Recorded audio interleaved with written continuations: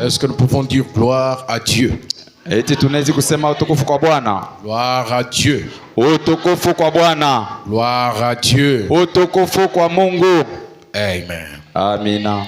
Nous allons nous lever pour la lecture de la parole. Tutasimama juu ya usomi wa neno. Nous prenons dans le livre de Luc chapitre 14. Na tutachukua katika sura kitabu cha Luka sura ya 14. Nous allons lire le verset 28 jusqu'au 30e. Tutasoma kuanzia mstari wa 28 mpaka 30. Car lequel de vous, s'il veut bâtir une tour, ne s'assied d'abord pour calculer la dépense. Kwa sababu ni nani katikati yenu kama anapenda kujenga mnara achezi kuikala mbele apate kuhesabia ile makuta inaweza kutoka et voir s'il a de quoi la terminer. Na kuona kama ile franga anaweza kuwa nayo njoo kusema aishe ile kazi. De peur qu'après avoir posé les fondements, mnamna kusema kisha tu kutia msingi, il ne puisse l'achever.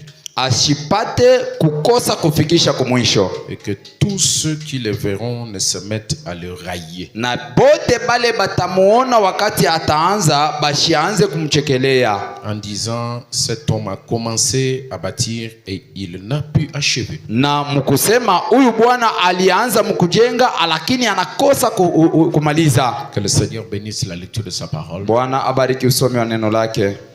Que Dieu vous bénisse, frère Joe. Na apate kubariki ndugu Joe. Amen. Amina. Je crois que le dimanche ça a été vraiment très bon. Ninaamini kama mjuma ilikuwa mzuri kabisa. Nous avons accompli une conduite. Tulitimiza ongozi. Et cette conduite, chacun de nous y est passé avec la foi de posséder ce qui lui appartient. Na kila mmoja wetu alipita na yeyote ilikuwa ndani yake kama imani. Maintenant, la réunion de ce soir ou de cette semaine, na ibada ya hiyo magharibi wala ya hiyo juma, nous allons essayer de parler de comment concevoir la bénédiction. Tutajaribu kusemezea namna gani kuchungilia kabisa ile baraka. Nous allons plutôt dire comment posséder et concevoir la bénédiction financière. Na tutasema namna gani kupata kupokea kisha yake na kuchunga ile baraka tunapokea. Disons un mot de prière. Tuombe. Maître des temps et des circonstances, tu as fait aussi de nous des maîtres des circonstances. Nous venons avec cette autorité ce soir, encore une fois de plus, pour dire, nous prenons possession de cet endroit. Nous déclarons au nom de Jésus-Christ que tout esprit qui ne confesse pas le nom de Jésus-Christ soit bouté dehors au nom de Jésus-Christ. Nous demandons que seul ton esprit domine ici, que seule ta pensée domine ici, que seule ta façon de voir domine ici. Oh Dieu, nous te prions de nous parler, de nous orienter, de nous instruire. Au nom de Jésus-Christ. Amen. Amina. Dimanche, il y avait vraiment une forte onction ici. Mujumba kulikuwa upako mkubwa kabisa hapa. Je sentais moi-même cette onction m'envahir. Peke yangu nilikuwa nasikia ile mvuto kunishambulia. Chacun de nous a posé un acte conformément à ce que sa foi lui conduisait de le faire. Na kila mmoja wetu alifanya tendo ile ambapo imani yake ilimuongoza kufanya. Moi, j'ai posé aussi un acte. Nami nilitenda pia tendo après cette merveilleuse conduite. Na kisha ile ongozi za mastajabu. Et j'ai vraiment une assurance que vous ne savez pas vous imaginer. Na nilipata hakikisho mnamna kusema hamwezi kuwazia. Je commence à sentir que je suis quelqu'un d'autre. Ninaanza kuwazia kama mimi sina tena mtu ule nakuwa lakini nakuwa mtu mwingine. Je peux dire plutôt je sens la présence de ma bénédiction. Na naweza kusema namna nyingine naanza kusikia uwepo wa baraka yangu. Je ne me vois plus comme je me voyais avant. Sijione kama gisi nilikuwa najiona baadaye. Je commence à voir vraiment profiler à l'horizon de grandes manifestations de bénédiction. Nikaanza kuona kama ni vizuri kabisa kupata ile mabahati ya ile mikusanyiko mikubwa kabisa ya mabaraka. Parce que après juste cette conduite, kwa sababu kisha tu ile ongozi, j'ai commencé à me voir étant le pasteur des millionnaires. Nikaanza kujiona mimi ni pastori wa bamillionnaire. Donc je ne suis plus le pasteur des indigents. Manake sina tena pastori wa batu kama kawaida. Donc nous avons traversé de l'autre côté de la tente. Manake tulitambuka tukavuka ngambo ingine ya hema. Et dans la tente, on entrait de ce côté en étant dans un certain statut et on sortait de ce côté avec un autre statut. Na katika hema tulikuwa naingia hii ngambo ingine benye kuwa na umbo ingine, lakini kutokea ngambo ya pili na umbo ingine pia. Je peux le dire autrement. Na hizi kusema namna ingine. Vous entrez dans la tente en étant pauvre. Unaingia katika hema mwenye kuwa maskini. Quand vous sortez de l'autre côté, vous sortez en étant riche. Wakati unatoka ngambo ya pili, unatoka wewe ni mtajiri. Alléluia. Amina. Nos conduites doivent être dans la parole et surtout à l'ouest. Na ile ongozi inastahili ikuwe katika neno na zaidi kumangaribi. Est-ce que vous dites amen? Amina. Donc, la conduite que nous avons fait le dimanche, na ile ongozi tulifanya mjuma, c'était une conduite de l'ouest. Ilikuwa ni ongozi za mangaribi, inspirée par l'ouest. Enye kuvutwa na mangaribi. Alléluia. Amina. Nous lisons ici dans Luc chapitre 14. Tunasoma hapa katika kitabu cha Luka sura ya 14. Car lequel de vous, kwa sababu nani katikati yenu, s'il veut bâtir une tour, kama anataka kujenga mnara, ou vous voulez faire une certaine construction, wala unataka kujenga chumba moja hivi mkubwa, ne s'assied d'abord, ahezi kwanza kuikala pour calculer, juu apate kufanya hesabu ya bile bitatoka, examiner na kuchunguza, parce qu'il veut faire quelque chose qu'il projette de faire. Kwa sababu anataka fanya kitu fulani kenye anawazia kufanya. Il veut construire, anataka kujenga, il a une vision, eko na onyo, mais il doit d'abord examiner la provision. Lakini mwanzo anapasha kuhesabia bwingi ya bile bitaingia yako. Ça entre dans le domaine de la prudence. Hiyo inakuwa ni mambo ya ukalamushi. Je voudrais interpeller chacun de nous. Nilipenda nisumbulie na nishitushe kila mtu wenu. Parce que la raison de tous les échecs, kwa sababu ya makushindwa kote, c'est parce qu'on ne s'assoit pas d'abord, ni kwa sababu hatukaake kuanja. Amen. Amina. Pour examiner la victoire avant même la guerre. Juu ya kuchunguza ushindi kabla ya vita. Parce que avant de vous engager dans une bataille, il faut être sûr de la victoire. Kwa sababu kabla ya kuingia katika vita ni vizuri uwe na hakika ya ushindi. Vous dites amen? Amina. Ça veut dire, maana yake, soit je gagne cette guerre, soit je ne m'y engage pas. Wala mimi nitawina hii vita, hao sitaingia kamwe katika vita. Je ne peux pas m'engager dans une bataille dont je connais que je vais échouer. Siwezi kuingia katika vita ile najua ya kama mimi nitashindwa. J'ai quelque chose que je veux que vous saisissiez. Mimi napenda mushike kitu kimoja. Vous ne pouvez pas vous engager dans une bataille, hawezi kuingia katika kitu fulani, dans une chose dont vous savez que vous allez la rater. Kitu kile wewe unajua mzuri ya kama bitani kuia nguvu fashi moja mitabishindwa. Le chrétien doit apprendre ça. Mukristo anastahili kujifunza ile. Est-ce que vous voulez remporter la victoire? Eti unapenda kuwita. Alors, soyez sûr que cette victoire, cette bataille, je vais la vaincre. Basi ukuwe na hakika ya kama hiyo vita mimi nitawina. C'est que vous savez avec qui vous êtes. Manake unajua muko pamoja na nani. Dans la deuxième guerre mondiale, na katika vita ya ulimwengu ya pili, c'était effectivement une guerre mondiale parce que c'était une guerre de puissance. Ilikuwa kweli vita ya ulimwengu mzima kwa sababu ilikuwa ni mauwezo, ilikuwa na command. Le monde était divisé en deux blocs. Na dunia iligawanika pawili. Alors chacun de ces blocs devait se rassurer de ses alliés. Kila mmoja wa ngambo alipasha kujua bale banakuwa pamoja naye ni banani. Quand il veut s'engager dans la bataille, wakati anataka ingia katika vita, que ce soit l'Allemagne, iwe ni Kijerumani ou je ne sais pas moi les États-Unis, sijui kama ni Waamerikano, chacun devait être sûr, kila mmoja wao alipasha kuwa na hakika qu'il allait remporter la victoire. Ya kama sisi njo tutawina hiyo vita. Par conséquent, il se rassure d'avoir de son côté des bons alliés forts. Kwa kinyume anakuwa na hakika ya kama ngambo yangu nina marafiki wa nguvu wa shujaa. Nous sommes dans une bataille. Tuko katika vita dans laquelle nous nous sommes engagés. Ambapo sisi tuliingia en devenant chrétiens. Na mkukua wa Kristo. Et dans cette bataille, na katika hiyo vita, nous devons être sûrs que nous avons un bon lieu. Tunastahili kuwa na hakika kama tuna mmoja wa kumika naye wa mzuri kabisa. Et c'est la qualité d'allié que vous avez qui va déterminer la victoire que vous aurez. Nani aina mzuri ya pale barafiki utakuwa ndio itaonekanisha namna ni mwisho ya vita yako itakuwa mzuri. Vous vous rassurez des armes que vous possédez. Unakuwa na hakika ya masiraha ambapo mko nayo. Vous vous rassurez des appuis solides que vous avez. Na unategemea kama penye kwa nyuma yetu banakuwa ba nguvu kabisa. C'est comme un enfant. Iko sawa na mtoto, un petit mtoto kidogo mchanga qui part chez le voisin. Mwenye anaenda kwa majirani. Il provoque la guerre. Anaenda kuchokoza na pika mtoto wa benye lupi.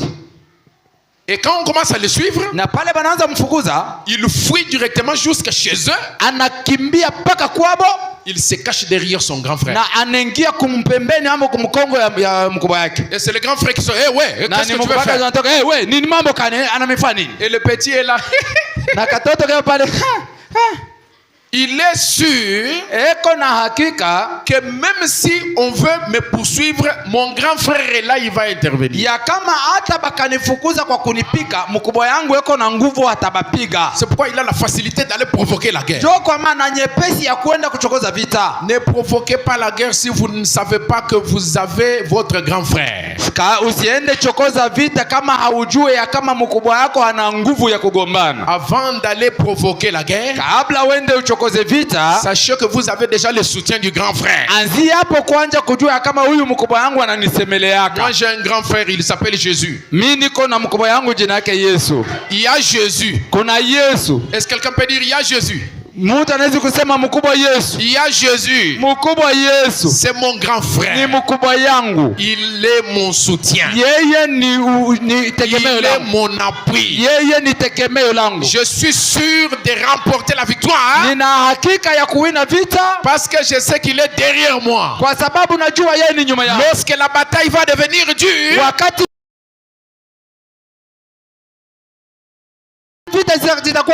je me retire, je le fais passer devant. Nitatoka na ninamwacha yeye mbele. Et je reste calme, lui-même commence à se battre. Na mimi naacha yeye mwenyewe anaanza kugombana. Frère Branham dit, ndugu Branham anasema, quand les disciples ont traversé la mer, wakati wanafasi walivuka ngambo za bahari, Jésus leur avait dit, Yesu aliwaoneshaka, allez-y avant moi. Mwendeni mbele yangu. Mais frère Branham dit, na ndugu Branham anasema, et n'avaient pas le droit d'aller sans Jésus. Nafasi habakukuwa na hakika ya kwenda bila Yesu. Il fallait qu'ils attendent Jésus. Ilibidi bamuchunge Yesu. Mais l'erreur qu'ils ont commise, c'était d'aller sans Jésus. Sasa kosa walifanya ilikuwa ni kuenda na kumwacha Yesu. Or, quand Jésus n'est pas dans un endroit, japo wakati Yesu hana pa nafasi, ce sont les ennuis qui viennent à cet endroit-là. Inakuwa ni mizozo ndio inakuwa mwa ile fazi. C'est la maladie qui vient là-bas. Ni magonjwa zinakuwa pale. C'est la mort qui s'ensuit. Ni kifo kinataka kushambulia. C'est l'échec. Ni kushinda. Parce qu'il faut se rassurer que Jésus est de votre côté. Kwa sababu inabidi kuwa na hakika kama Yesu yupo ngambo yako. Est-ce que vous dites amen? Eti mnasema amina. C'est ainsi que dans notre thème, ndio kwa maana katika Kiswahili yetu, nous voulons être sûrs de remporter la victoire. Tunataka kuwa na hakika za kuwina vita. La Bible dit ici, Biblia inasema hivi, quelqu'un qui veut construire, asema mtu mwenye anataka kujenga, il doit s'asseoir et calculer la force de frappe financière qu'il a. Kwanza hapo anapasha kukaa na kuchunguza nguvu ya franga ile anakuwa nayo juu ya kujenga. Parce qu'il ne faut jamais commencer pour ne pas terminer. Kwa sababu haistahili kuanzisha bila tu kumaliza. Il ne faut jamais commencer pour aller échouer en cours de route. Usikajaribu kuanza njoo ushinde barabara. De peur qu'après avoir posé le fondement, Mwanamna kusema kisha tu kutia msingi, il ne puisse l'achever. asipate kumaliza hayo. Que tous ceux qui le verront ne se mettent à les railler. Na bote batamuona baanze kumuchekelea. Commence à se moquer de lui. Banaanza kumuchekelea. En disant, Mkusema, cet homme a commencé à bâtir et il n'a pas pu achever. unaona huyu mtu aliona saa mizamu kuyenga, sasa anashinda kubiisha. Quand vous voulez vous engager dans une affaire, Wakati unataka kuanza biashara, vous voulez réussir, n'est-ce pas? unataka kuweza sivile, Soyez sûr que vous avez Dieu. wewe kuwa kwanja na hakika kama Mungu yupo ngambo yako. Soyez sûr que Dieu est votre associé. Kuwa na hakika ya kama Mungu ni mmoja ule mnatumika naye. La raison de tous les échecs, Na sababu ya kushindwa kwa mingi, c'est parce que vous entamez une chose pensant que c'est par votre intelligence que vous allez réussir. ni kwa sababu muko munaanzisha maneno na munaona ya kama ni kupitia akili yako ndio utaweza. Nous avons dit le mercredi passé Tuliona ile mkazi tatu ilipita que ya kama pour être vraiment sûr juu ya kuwa kabisa na hakika de réussir dans ce que vous ya kuweza kwa kile unashambulia, vous devez d'abord regarder les objectifs et les motifs que vous poursuivez en demandant ce que vous demandez là. munapasha kwanza kuchunguza bifukuzio na kile kinanipatia kuchemuka mukuomba kile muko naomba. Frère Branham dit, Ndugu Branham asema, nous l'avons lu, tulisoma, investissez, utilisez votre argent pour le royaume. mwe mutumikishe franga yenu njuu ya ufalme. Il utilise le terme investir. Anasema ile mambo ya kusema kutia uchumi Et faites-le prospérer. na muifanye uchumi istawi. Pourquoi? Parce que quand nous sommes sur la terre, Njoo nini? Kwa sababu wakati tuko pa udongo, toutes les autres choses que nous pouvons faire, hivi vitu vyote tunataka kufanya, ça tourne ou ça doit converger vers une seule et unique chose. na binapashwa kuenda vyote kwa ngambo mmoja tu. Je veux que ça entre bien. Mimi napenda msikie mzuri. Et cette chose-là, c'est le royaume de Dieu. Na ile kitu kenye inapashwa kusaidia ni ufalme wa mbingu. Nous sommes sur la terre dans un pèlerinage, Tuko pa udongo katika tu usafiri, dans un voyage. katika usafiri, Et dans ce voyage, na katika hiyo usafiri il y a des éléments accompagnateurs. kuna vitu vinatushindikiza. Ce ne sont pas ces éléments-là qui sont l'objectif ou la cible qui est poursuivie par nous. Sio bifukuzio bile binakuwa kifukuzio ama kile tunataka kwenda na kufanya, hapana. Les jours où nous détournons notre attention Siku ile tunatosha angalisho yetu pour la concentrer sur des éléments qui sont des accessoires, njuu ya kuiwa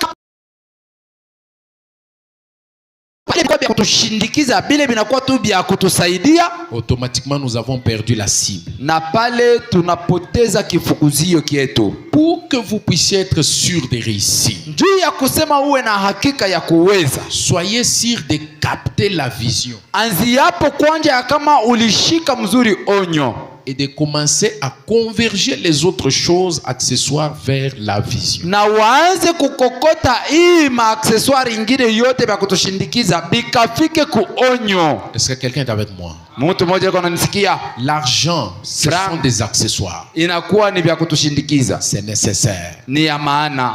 Les terrains, les terres, ce sont des accessoires. Maudongo ni vitu vya kutushindikiza, Les voyages, ce sont des accessoires. ama mausafiri inakuwa ni Les vitu vya habits, ce kutusaidia, sont des accessoires. hata mavazi pia. La Bible dit, Biblia inasema à quoi servirait-il à un homme de gagner le monde entier, itamsaidia mtu kwa nini apate kuwa na dunia mzima aiwine, mais de perdre son âme? lakini apate kupoteza nafsi yake? Asseyez-vous d'abord. Anzi hapo kukala, examinez la vision. Chunguza kuanja onyo. Examinez les objectifs. Chunguza bifukuzio. Les buts pour lesquels vous demandez ces choses. Kifukuzio ambapo uko naombea bile bitu. Amen. Amina. Si le but et les objectifs sont corrects, kama bifukuzio biko sawa, Dieu sera le premier à soutenir ces choses. Mungu atakuwa wa kwanza kushimamia ile maneno. Je vais lire une citation. Nitasoma tamko. Crois-tu cela? Katika unaamini ile? Paragraphe 13, prêché le 6 septembre 53. Nukta 13 ya kubiriwa mwa ile tarehe. Ça commence avec eh bien. Frère Branham dit. Ndugu Branham asema. Eh bien, j'apprécie chaque homme que Dieu, 3 points. Mina kweli mina nafurahia na kila mtu ambapo Mungu ana. J'aime voir des pauvres quand ils n'ont rien, virgule. Napendaka kuona bamasikini wakati abana kitu mketo. Et les voir prospérer. Na kubaona bale bamasikini kustawi. J'aimerais entendre un amen. Milipenda kushikia amina. J'aime voir les pauvres prospérer. Mina pendaka kuona bamasikini kustawi. Ah, vous ne voulez pas prospérer? Kumbi hamupende kustawi? Mais c'est Frère Branham qui exprime son désir de voir les pauvres prospérer. Ni ndugu Branham mwenye kusema anataka kuona bamasikini kustawi. Le problème avec nous c'est quoi? Sasa mambo pamoja nasi ni nini? Nous considérons ce que Branham dit tunachukua na bei kile Branham anasema comme étant une routine habituelle. Inakuwa sawa vile ni zoezo kawaida. Ndio vile vinekalaka. Hapana. Ce sont des lois. Inakuwa ni masheria. Ce sont des articles de notre constitution. Inakuwa ni maartikle ya constitution ya katibu yetu. C'est comme dans l'Ancien Testament. Inakuwa sawa vile katika Agano za Kale. Moïse a dit. Musa anasema. Moïse a dit. Musa anasema. Moïse a dit. Musa anasema. Ne faites pas ça. Usifojaribu kufanya hivi. Il n'y avait pas à discuter. Amukukue mambo ya kulizana biko che. On devait dire amen. Ilikuwa ni kusema amina. Et vivre ce que Moïse avait dit. Na kuishi kenye Musa anasema. Parce qu'en réalité ce n'était pas la parole de Moïse. Kwa sababu c'était la loi de Dieu. Ilikuwa ni sheria ya Mungu. Le désir du prophète, kutaka kwa nabii, c'est une prière pour nous. Ni maombi juu yetu. Amina. Ça doit prendre corps en nous. Inapasha kuwa mwili ndani yetu. Et Frère Branham dit, na ndugu Branham asema, moi Branham, mimi Branham, j'aime voir les pauvres quand ils n'ont rien. Napendaka kuona bamasikini wakati habana kitu. Et les voir prospérer. Na kubaona tena kustawi. Et acquérir une jolie petite maison. Na kupata nyumba moja mzuri sana. Et une automobile. Na gari za kutembelea. Dites amen et recevez ça. Amina na mupokea hayo. Notre message ujumbe yetu n'est pas un message approprié pour les pauvres. Sio ujumbe yenye kupewa paka kwa masikini. Nous notre message c'est un message des pauvres, des gens bantu batenda kumbingu. Hapana, sema sheye bakumbingu ni paka bale ba masikini bantu bale weko na teso. Non, nous avons lu Frère Branham disant, sheye tulisema ndiko kama anasema, autant qu'il y a des pauvres, qu'il y aura des pauvres en enfer. Sawa vile kutakuwa ba masikini mugeni, il y aura aussi des millionnaires en enfer. Mutakuwa ba millionnaire tena na kumbingu. Maintenant, qu'en est-il du ciel? Sasa bitakuwa je kumbingu? Autant qu'il y a des pauvres au ciel, paka vile kutakuwa ba masikini kumbingu, il y aura aussi des millionnaires au ciel. Na ba millionnaire batakuwa kumbingu. Sasa Branham asema, tout dépend de la façon dont de votre attitude avec ce que vous faites, de ce que vous avez. Binaangaliliwa na dalili yako na kile uko nakyo na kile uko nafanya na kile uko nakyo. Est-ce que vous dites amen? Amina. Vos millions ne doivent pas devenir des histoires sales pour faire souffrir avec le peuple de Dieu et les enfants de Dieu. Mamilioni yako hayezi kuwa tena franga ya buchafu ile itateswa batoto ya Mungu. Je sais pourquoi je dis sale. Najua jua nini mnasema buchafu. Tout argent qui ne soutient pas le royaume de Dieu, c'est l'argent sale. Franga yote hata kama uko nayo haisaidi yake ufalme wa mbingu, jua ni franga ya buchafu. Je vais lire ça, c'est frère Branham qui parle de ça. Mimi nasema hii ni ndugu Branham yako nasema hayo. Il ne s'arrête pas là-bas. Ashishimamie pale. Acquérir une automobile. Na kupata ko gari. Vous ne savez pas le bien que ça me fait juste de voir. Na hamujue namna kani inanifanya mzuri kuona hayo. Je sais ce que ça signifie d'être pauvre. Mimi najua kile kinamaanisha na kile kinasema kuwa maskini. Mimi Branham, je suis encore pauvre. Niko ningali maskini. Je mourrai pauvre. Na mimi nilikuwa naishi maskini. Mais vous savez que frère Branham est parti millionnaire. Vous savez? Unajua kama ndugu Branham aliacha mamilioni mubenki. Selon les informations, les dernières informations que j'ai.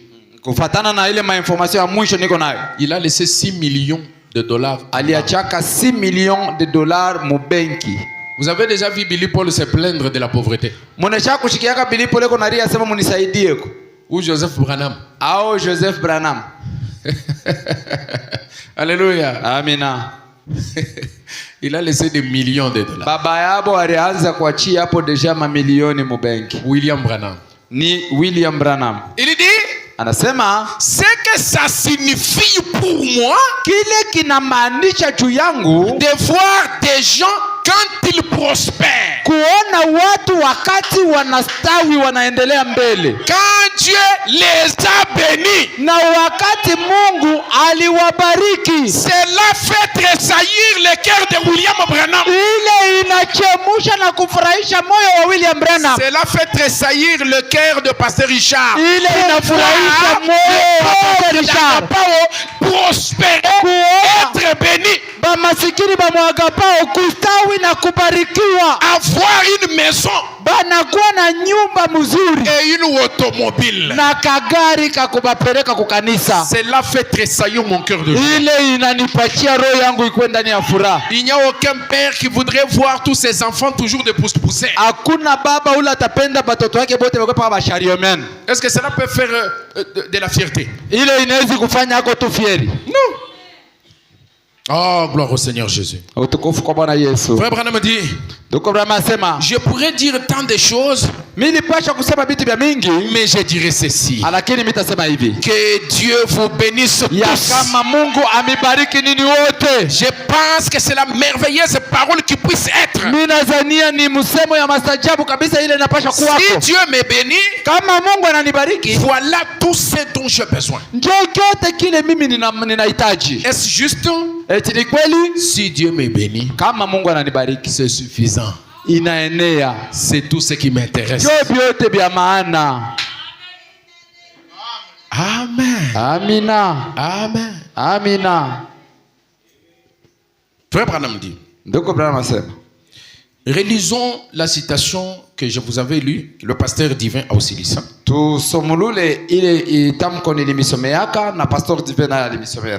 Celle des millionnaires là. Il est un millionnaire.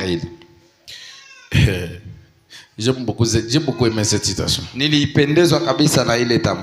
Branham dit, nous allons juste prendre la partie que je voudrais prendre.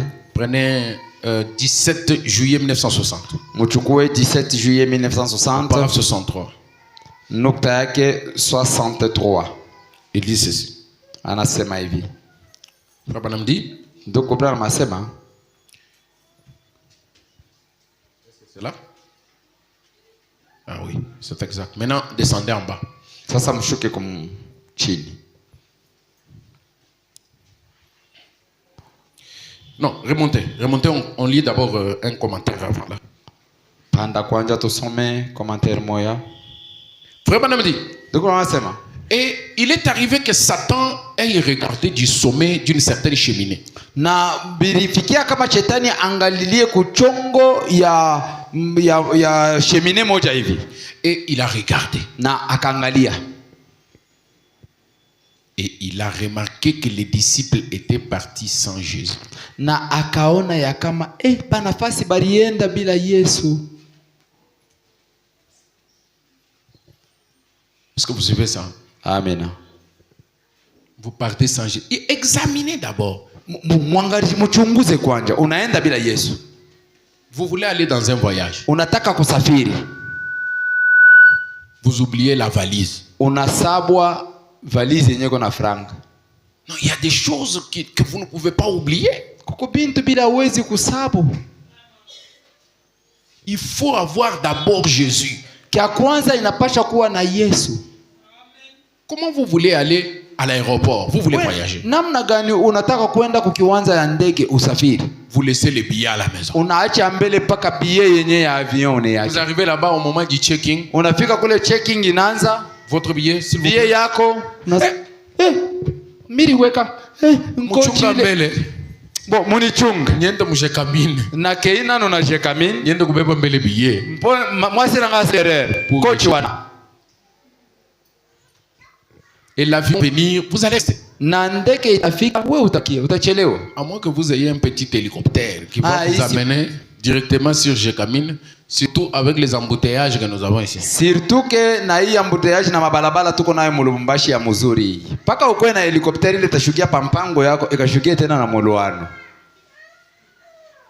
J'ai une pensée que je voulais vous transmettre. Niko na wazo ile mnapenda nimuoneshe. Vous voulez voyager. Unapenda kusafiri. Vous voulez commencer une affaire. Unataka kuanza biashara. L'ange s'impose. Malaika ye anatawala mbele. Amen. Amen.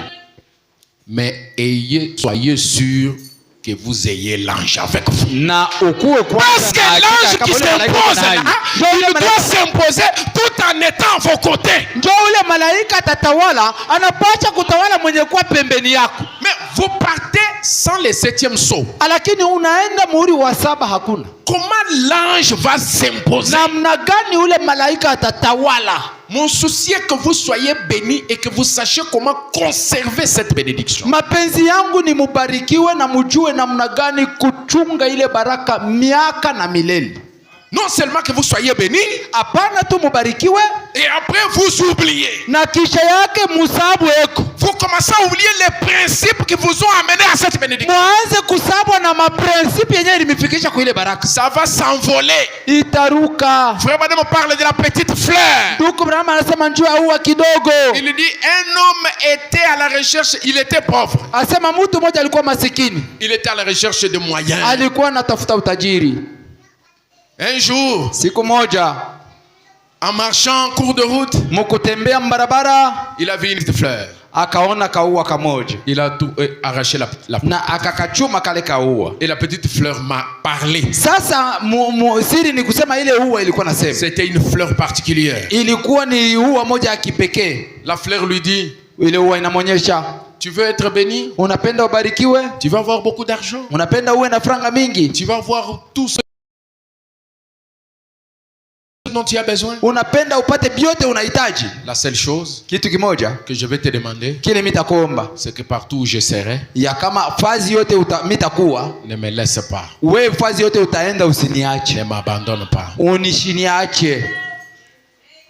Quand tu as encore un petit capital de $200, wakati ungaliki na capital kaloko ka franga kiloko $200, tu es à l'église tous les jours, uko kanisa siku yote, tu jeûnes, tu veilles, tu ulikuwa nafunga chakula, unaomba, dis Seigneur Jésus, mes enfants, sema Bwana Mungu batoto yangu, l'avenir de mes enfants, na ijao ya batoto yangu, je vais leur laisser quoi? Mitabachia nini? Seigneur, bénis-moi. Mungu nibariki. Seigneur, aide-moi. Mungu nisaidie. Là, avec ton $200, tu payes la dîme. $200 yako ulikuwa nalipa chekumi mzuri, tu soutiens ulikuwa unasaidia kanisa, l'œuvre de Dieu. Kanisa ya Mungu. À un certain moment, wakati moja, la petite fleur lui dit, na ile ua ikamonyesha, jusqu'ici tu as été fidèle. Mpaka na hapa uko mwaminifu. Maintenant, sasa je vais t'amener Mitakupeleka dans cette montagne. mumulima ile ya munene.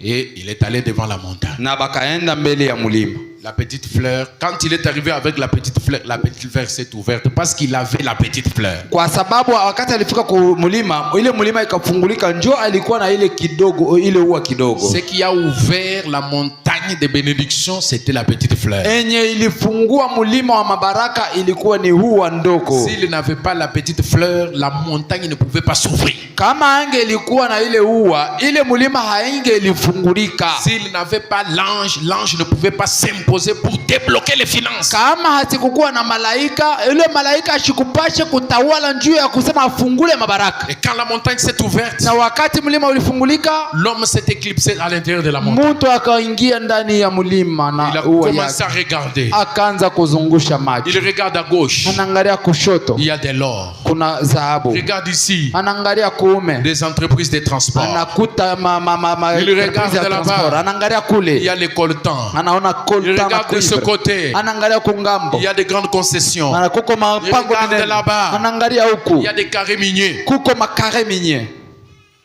L'homme dit, oh! Mtu anasema, quelle bénédiction! Baraka kadi. Il commence à reprendre. Anaanza kubeba. Il prend la clé de l'entreprise. Anafuia tu mfungulo ya entreprise. Il ramasse de l'or. Anabeba dhahabu. Il prend les coltans. Anabeba diamant. Il met dans un sac. Anaweka mfuko. Il prend des richesses. Anabeba mautajiri. Il prend. Anabeba. Il devient lui-même lourd. Ule muntu yeye mwenyewe anakuwa bujito. Et il commence à sortir de la montagne. Na anaanza kutoka mulima. Quand ils sont de la montagne, wakati yako natoka mulima, la fleur crie.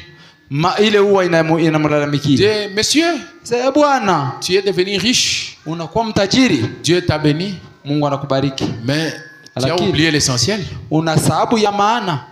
Ah, j'ai oublié l'essentiel. Sasa mimi na sababu ya maana. Quel est le minerai qui coûte le plus cher? Ni minereka ni iko ya bei sana. Quelle est l'affaire qui donne plus de rentabilité? Ni affaire kaniko naleta mfranga mingi kushindia. Il revient encore. Anarudia. Il commence à vérifier. Anaanza kuangalia puri essentiel ni bile vinabakia. J'ai maintenant 10 millions de dollars. Asema mimi sasa 10 millions de dollars. Il faut que je puisse monter dans les 100 millions. Inabidi sasa hapa nipate 100 millions. L'homme ne vient plus à l'église. Mtu ashikwe tena kanisa.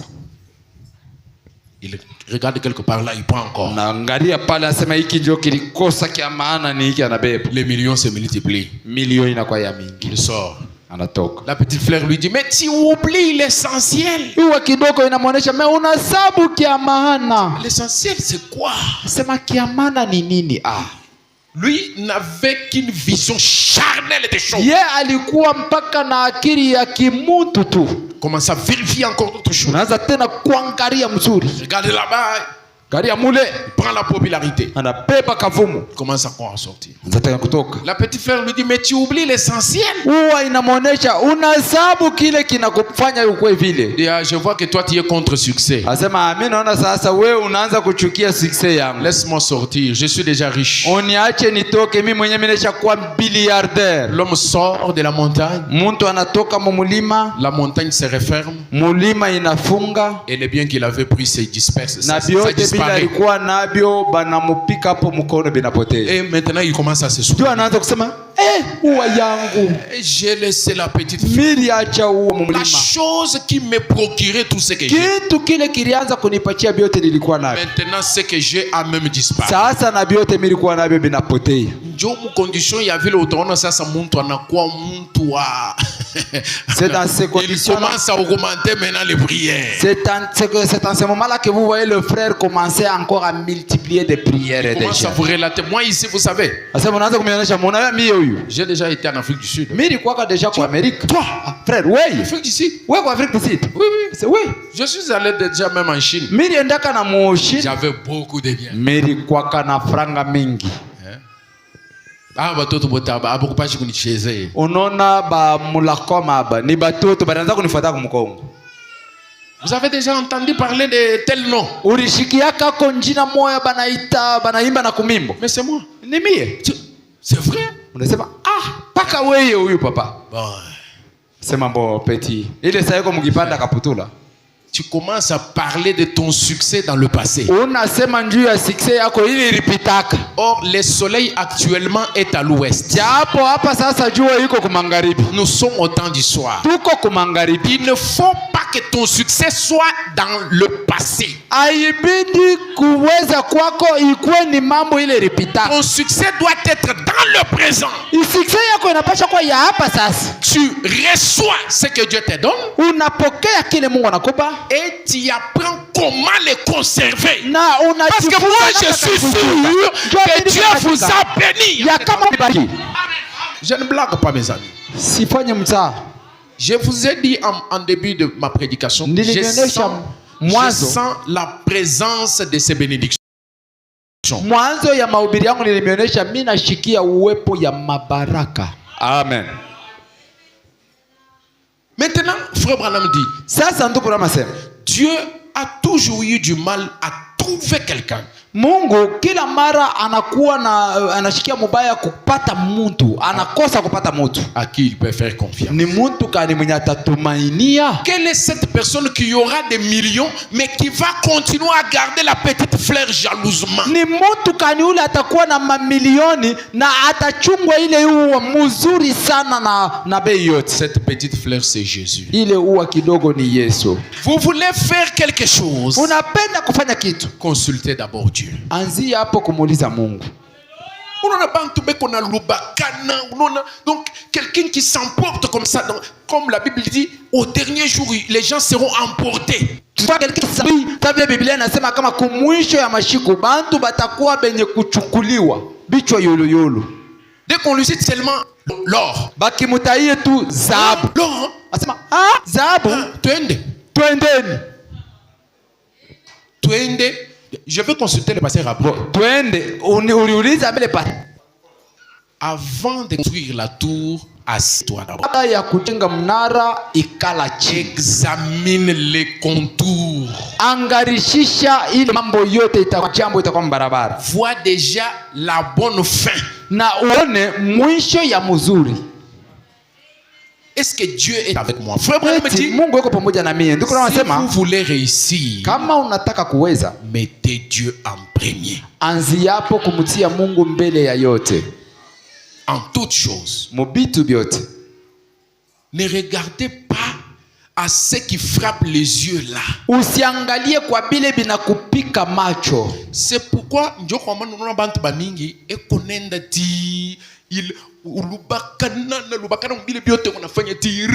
il se voit que à la fin c'est l'échec et il a perdu le temps.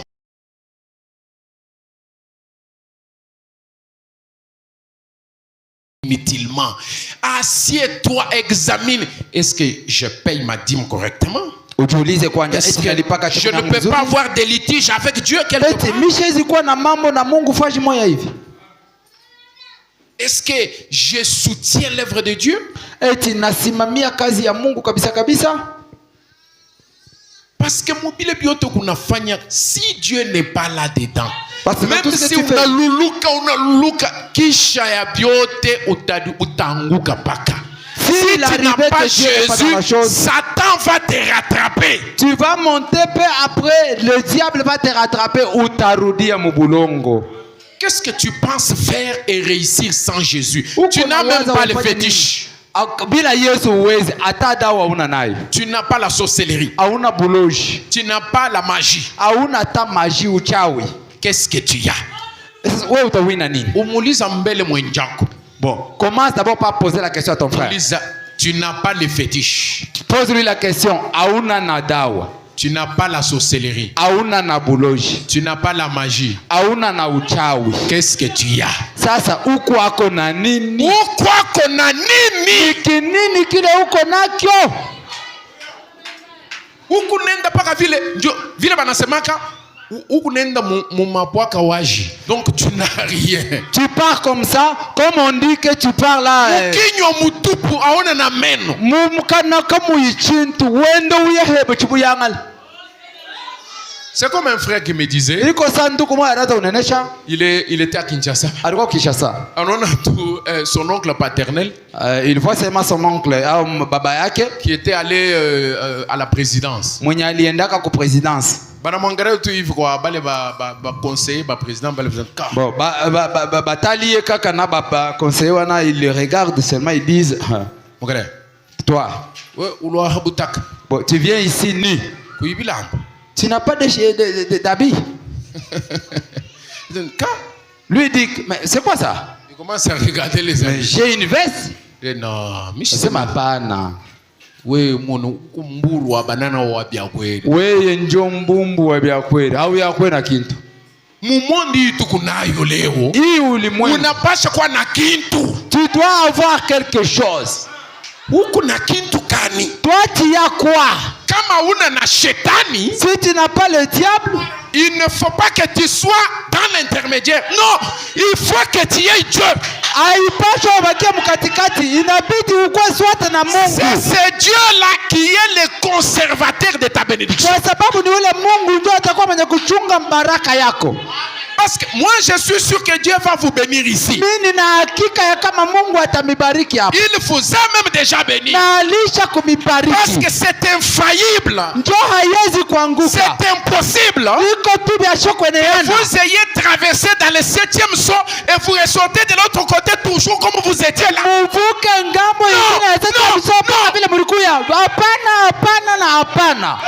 C'est Dieu qui me dit de côté et vous ressortez de ce côté en étant tout autre.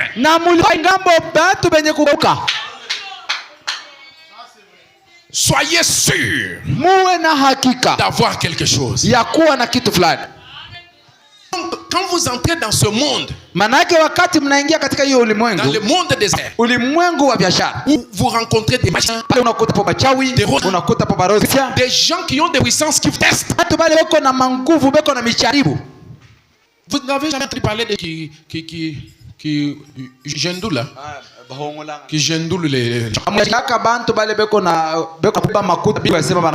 fait tout bien Yves, donc on a bougé avant il y a pas mail, on a fait mimo enjo mina diba uyembi kutie unakuta que makuta inamo basha kukata kipande kinene. Vous vous demandez mais c'est quoi, ça vient d'où? Tu as seulement fait des calculs, pas seulement dans le sens dont le passé dit que tu as vendu, mais tu as déjà même obtenu l'argent dans ta poche. Mais tu te retrouves que cet argent-là, une grande partie, kapata. Inenda wapi, unapika bibi makofi, ana yaribu. Il y a quelqu'un qui m'a dit, il était sur son lieu de travail. Il voit seulement quelqu'un venir. Il dit, vous les branamistes, vous n'aimez pas mélanger les choses.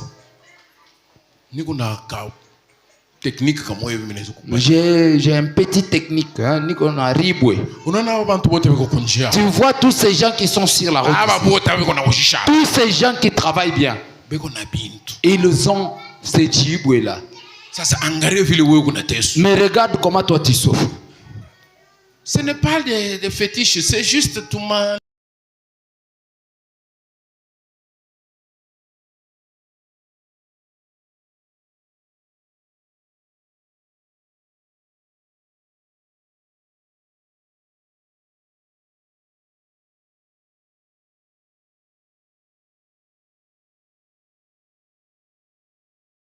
Haina sema ni dawa ni hapo ni prière tu. Bon.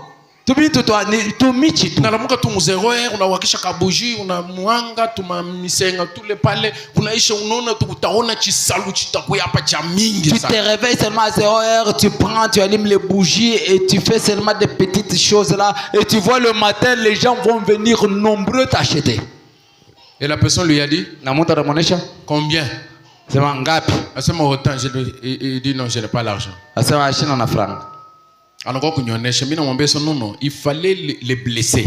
Il vient me dire, moi je lui ai dit non, ulifanya mubaya, ulipaswa kumfanya kumchoma mukuki. Il dit non, mimi nashikia boka que parce que bo bale njo bana mvutanaka. Anasema j'avais eu peur parce que ces gens-là ce sont eux qui font du mal aux autres. J'ai dit le diable on ne l'approche pas. Mimi nasema shetani abamuchofo yake. On ne l'écoute même pas. Abamushikiaka hata kiloko. Il faut le gronder et lui dire je ne veux plus te voir à cet endroit. Inapaswa kumfokea na kumuonesha shitaki tena siku nyingine nikakuonake hapa. Kimwili na mukiro mishipenda kukuona pa ifashi yangu. Na mumpepo paka na muyua shipende nikakuonake tena mikulu yako. Unamwekea magarde fou ashita kanyangaka pa ile fashi. Et tu les chasses sur la place pour ne plus encore revenir sur la place. Il y a des choses qui se font. Mimi naimionyesha kuna vitu vinafanyika.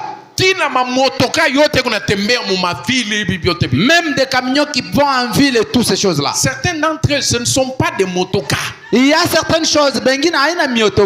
Si Dieu vous ouvre les yeux, comme il a ouvert à certains, vous allez voir des têtes des gens, des squelettes en train de courir. Il est mi-peto, il est mi-peto, ni bantu beko. Des gens sous l'esclavage. Donc, à chaque sacrifice, entre 4 pour avoir un petit minibus. Il a déjà sacrifié combien de personnes pour avoir sa petite voiture. Mais toi, qu'est-ce que tu as? Sasa weye, uku mukino mwawaji, uku na nini? Uku nenda kuingia mu monde tuko, mukinyo mutupu. Et puis, tu vas même dans le monde où il y a de grosses choses et dans ta bouche c'est zéro.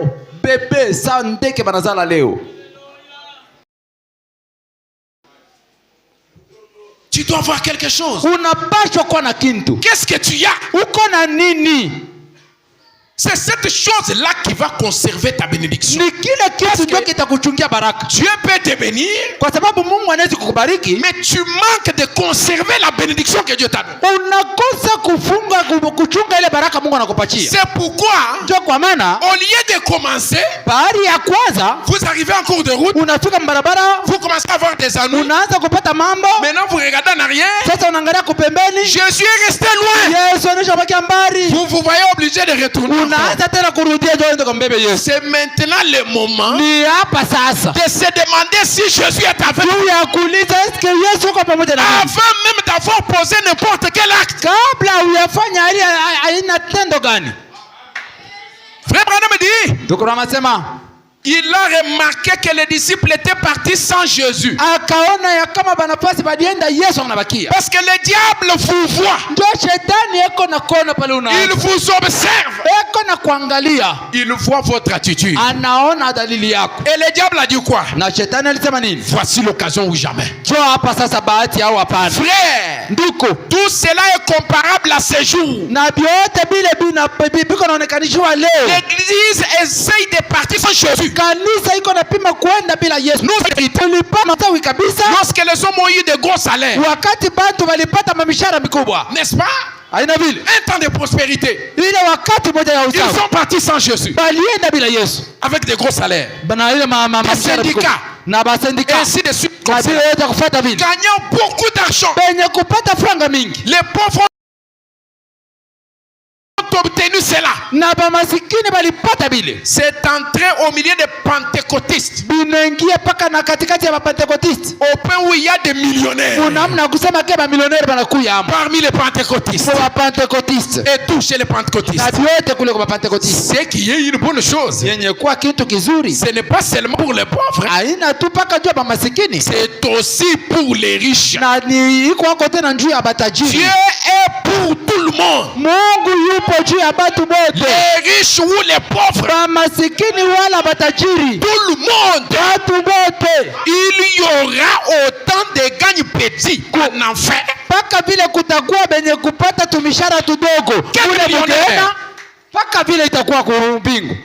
des millionnaires. Il s'agit de votre attitude envers ce que Dieu vous donne.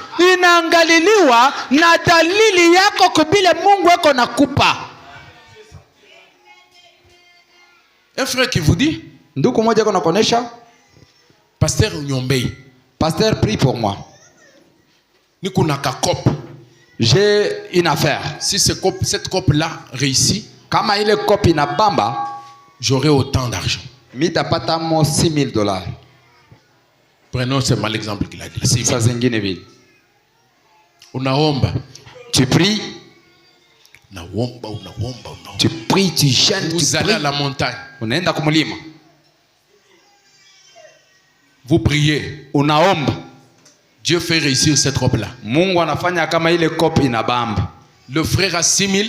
Nduku 6,000 inabamba kumkono. Dès qu'il a touché seulement cet argent, Wakati tu 6,000 ilibamba kumkono. on lui présente une parcelle de $6,500. Banamuonesha mpango ya kuuza na $6,500. Il discute, Anapima kudiskite. il se retrouve dans 6 000. Banamuonesha sema mwisho tu tutashuka hata na 100 francs mpaka 6,000. Il dit, Frère anasema kama mimi namwambia pasteur, nikimuoneshe pasteur, à ce moment ici, il va me dire d'abord, il faut payer la dîme. dae pasteur kia kwanja pana taniuliza tu unaipata sema dim. Maintenant, 6 000 Sasa nitoshe mu 6,000 moins 600. moins 600. Est-ce que mitauza hii mpango? Est-ce que hii mpango mzuri hivi hii occasion mitaipataka tena? Niende mbele kuuza mpango. Acha mbele niuze mbele mpango. Mitakuwa kuripa gym ya hii makuta mimi napata. Oh, yeah. Mukale kakopo kingine. Ye pasteur aikale tu kimya. Kopi ingine unakuya dabori ile ni ya 12,000. Njoo ile mitalipa hapo na hii ya 6,000. Et le pasteur est toujours là. Na pasteur iko paka pale. Seigneur, Mungu. Seigneur. Mishi yaona Seigneur, resultat. Mungu. 6,000. 6,000. Seigneur. Mungu. 6,000 ya ule frère. Je vais vous mettre l'audio ici.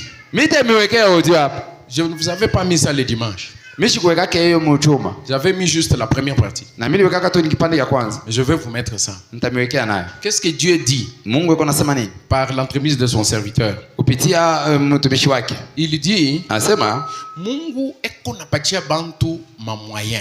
Dieu donne aux gens de moyens. Mais eux, ils voient ça toujours petit. Mais les gens à qui Dieu donne là, beko naona paka ile franga Mungu anawapatia kwa paka kiloko. Et toi, tu continues toujours à prier pour que Dieu leur donne les moyens. Na weye uko naendelea na kuomba paka njoo Mungu abapatie tena ingine. Maintenant, kile kinafanyika ni nini? Weye pale uko naomba, ce sont tes prières là qui sont en train de blesser Dieu. Ça, et ça. c'est ça qui revient maintenant pour jeter des malédictions, quelque chose comme ça, sur eux. Ile maombi yako njoo inaanza kumfanya Mungu mubaya, na ile bile binaanza kumfanya Mungu mubaya njoo inaanza kuleta sama laana juu yabo. Papa, hata kama uko na kapitali ya $1,000 bole. Même si tu n'as qu'un capital de $1,000 seulement. Ces $1,000 là, c'est venu par mes prières. Ile $1,000 ilitokea kwa maombi Unatafuta yangu. tumiambia je? Bon, tu veux me dire quoi? Oh non, $1,000. Oh non, Mimi mulomba Mungu anipatie $1,000 millions de dollars. Mimi niliombaka Mungu anifanye millionnaire, sasa yeye ananipatia ka $1,000. Non.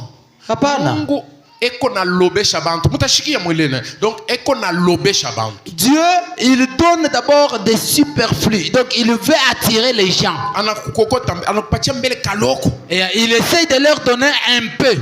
Il veut que Eko nataka ya kama c'est lui qui a prié pour toi là. ule alikombea Puisse avoir la foi de continuer à prier pour que Dieu augmente l'argent en voyant les témoignages de ce que Dieu a fait pour la première phase. aanze mbele kuona matokeo ya ile ya kwanja, kisha yake njoo iko naomba sasa Mungu aongeze ingine. Je devais parler ça le dimanche en détail. Nilipasha kuisema katika mbalimbali mjomo. Et voici ce que je vous dis. Na tazama kile nakona menesha. Chaque fois que Dieu vous bénit, mara yote Mungu iko na mibariki. ne soyez pas frappés par l'égoïsme. Mushibakie benye kupikiwa na mushilu.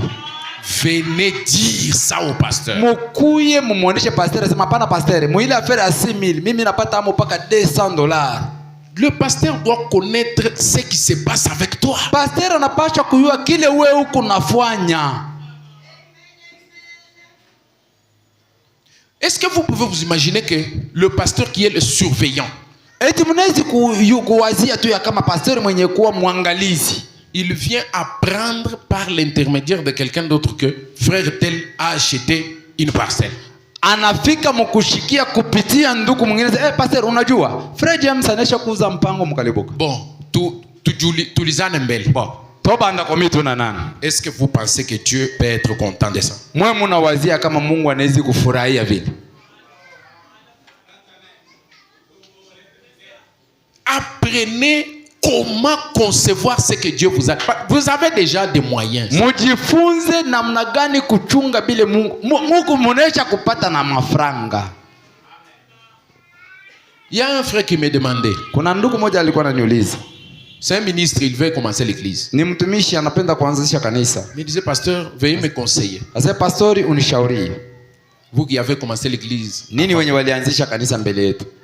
Dites-moi un peu qu'est-ce que je peux faire. Nionyeshe nezi kufanya nini? Je lui ai dit, nikamwonyesha, soyez sûr que c'est réellement Dieu qui vous dit de commencer. Nikamwonyesha kuwa na hakika ya kama ni kweli kweli ni Mungu ule anakuonyesha uanzishe kanisa. Et dans ce que Dieu ordonne, il n'y a pas la confusion ou les troubles ou les tensions. Na mukile Mungu ye anaamuru kianzishwe, amustakuwa mvuruko wala mabuchafu na bile vingine vyote.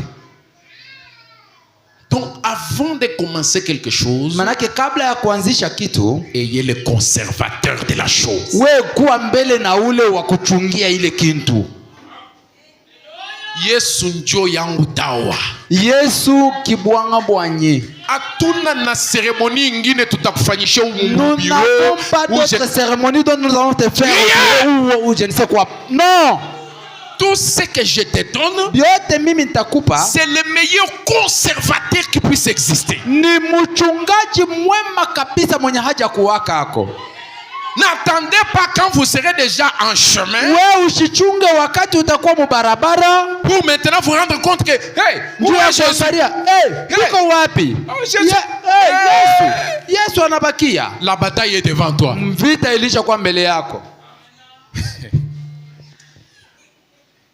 Il y a un chanteur qui a chanté. Dans les années il avait fait beaucoup de succès dans ces années-là. J'étais encore en Mbuji-Mayi.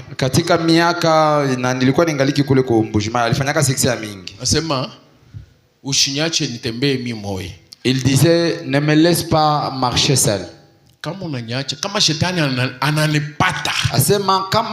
Si tu me laisses marcher seul et que le diable m'attrape, il va me broyer.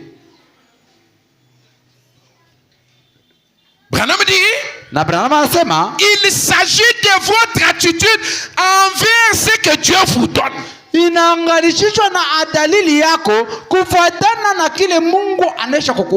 Ça c'est très important. Êtes-vous disposé à utiliser votre argent pour le royaume de Dieu? Si oui, Dieu vous bénira.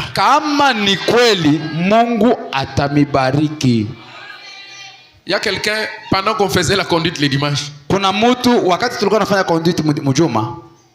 il a mis son argent dans un papier et il a écrit une note.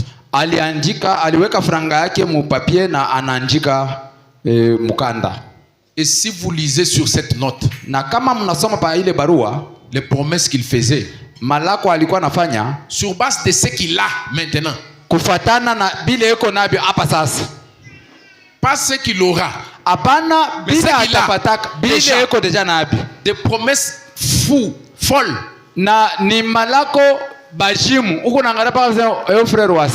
J'ai dit, prédication. Prédication. Itazala bantu ba makanda. Itapasula maibwe na ila ipasukake. Et puis c'est vrai parce que ce frère là je connais comment. Lui donc quand il dit quelque chose il tient toujours. Comment voulez-vous qu'une chose pareille, une affaire comme ça ne puisse pas réussir?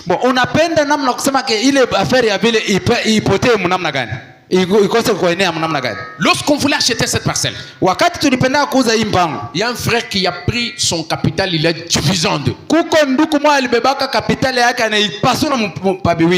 Et maintenant, je ne sais pas s'il a déjà remarqué. C'est qu'il avait prétendument perdu là. Kale kamfranga alikuyaka nako alionaka sanjo ilikuwa kapitali kale alpasolaka kale. Maintenant, s'il regarde ça, Kama anaangalia tu pembeni il va voir que ataona ya ce qu'il kama a maintenant, c'est plus que ce qu'il avait bile donné. eko nabyo binashindia na bila alikuwaka nabyo. Des dizaines de fois plus que ça. Tena mara mingi kushindia hili. C'est comme ça que Dieu agit. Na njoo vile Mungu anatendaka. Prenons, réfléchissons. Chukue ile 6 juillet 1959. ya 6 juillet 1959. Lisons frère Branham. Someni Hivi banamubamba. Toja pasteur. Banenda la prison. Bakena pasteur tina prison. Prison anaanza kuita munisaidie. Pasteur anaanza kuita moya. Atoka. Kutoka. Mwingine tena anakuwa kushimama. Mtu mwingine tena kwa pasteur. Pasteur. Pasteur. Mwenye kunipumzike. Ndugu yangu mutaniua. Banambambisha tena pour la deuxième. Bazwili suzo pasteur kati.